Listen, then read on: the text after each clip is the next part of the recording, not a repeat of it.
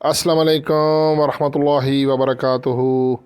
Very good morning traders. हमारा fully automated trading robot कैसा चल रहा है, उसकी अपडेट क्या है, रिज़ल्ट क्या है, क्या कर रहा है, उससे रिलेटेड ये वीडियो है।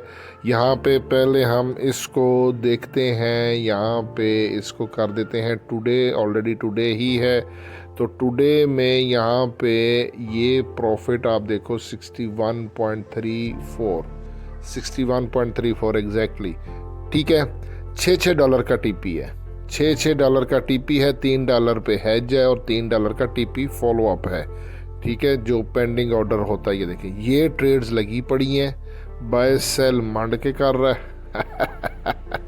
हमने देखना होता है इक्विटी को, 13,400 के आसपास इक्विटी है, तो ये हमारा 13,400 यानी कि हमारा ये प्रॉफिट बन रहा है 34। ठीक है, यहीं पे मैं आपको जल्दी से बता देता हूँ हमारे गोल्ड के, यहाँ पे ये इस पेज पे आप देख लो।